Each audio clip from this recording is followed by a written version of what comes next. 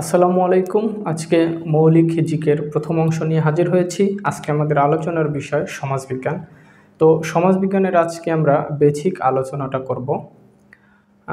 প্রথমে দেখব সমাজবিজ্ঞানের জনককে। আমরা জানি সমাজবিজ্ঞানের জনক হচ্ছে অগাস্ট কত। তিনি একজন ফরাসি সমাজবিজ্ঞানী এবং দার্শনিক, এবং তিনি প্রথম সমাজবিজ্ঞানের ইংরেজি প্রতিশব্দ যে সোসিওলজি, এই কথাটা তিনি প্রথম ব্যবহার করেন। তো এই সোসিওলজি শব্দটি ল্যাটিন শব্দ সোসিয়াস থেকে এসেছে, যার অর্থ সঙ্গী বা সাথী, এবং গ্রিক শব্দ লোগোস, অর্থাৎ সোসিয়াস এবং লোগোস এই দুটি শব্দের সমন্বয়ে আসলে সোসিওলজি শব্দটি এসেছে।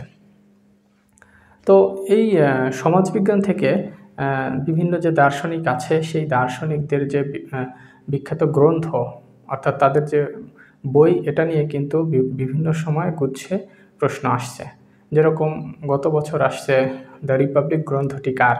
তো আমরা জানি যে রিপাবলিক গ্রন্থ হচ্ছে প্লেটোর। তো আমরা আজকে আলোচনা করব যে বিখ্যাত সমাজবিজ্ঞানী এবং যে দার্শনিকগুলো আছে তাদের বিখ্যাত কী কী বই আছে, সেটা আজকে আমরা দেখব। এখান থেকে আশা করি একটা প্রশ্ন আসবে। গত বছর গুচ্ছ ভর্তি পরীক্ষায় কিন্তু প্লেটোর এই বইটি আসছে। প্লেটোর এই বইটি হচ্ছে দ্য রিপাবলিক। তারপরে অ্যারিস্টটলের বিখ্যাত একটি বই, তার নাম হচ্ছে দ্য পলিটিক্স। তার আরেকটি বই আছে দ্য ল। ম্যাকিয়াভেলি, যিনি হচ্ছে আধুনিক রাষ্ট্রবিজ্ঞানের জনক, আর অ্যারিস্টটল হচ্ছে রাষ্ট্রবিজ্ঞানের জনক, উদ্ভিদ বিজ্ঞানের জনক এবং যুক্তিবিদ্যার জনক। তার মানে অ্যারিস্টটল কিন্তু তিনটা বিষয়ের জনক: রাষ্ট্রবিজ্ঞান, উদ্ভিদ বিজ্ঞান এবং যুক্তিবিদ্যার জনক। ম্যাকিয়াভেলি হচ্ছে উনি হচ্ছে আধুনিক রাষ্ট্রবিজ্ঞানের জনক। তার বিখ্যাত বই দ্য প্রিন্স। আর মন্টেস্কু, উনি একজন ফরাসি দার্শনিক, ওনার বিখ্যাত বই হচ্ছে the spirit of law. Thomas More, তার বিখ্যাত বই হচ্ছে ইউটোপিয়া।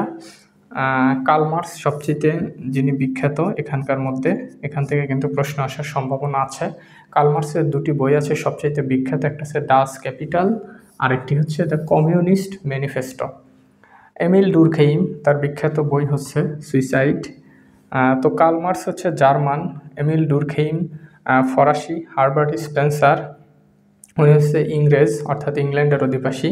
তার বিখ্যাত বই হচ্ছে দ্য প্রিন্সিপাল অফ ফিলোসফি। তার আরেকটি বই আছে the principal of ethics. Max weber, উনি হচ্ছে জার্মান সমাজবিজ্ঞানী এবং দার্শনিক। ওনার বিখ্যাত বই the Protestant ethics and the spirit of capitalism. এই ম্যাক্স ওয়েবার কিন্তু আমলাতন্ত্রের জনক।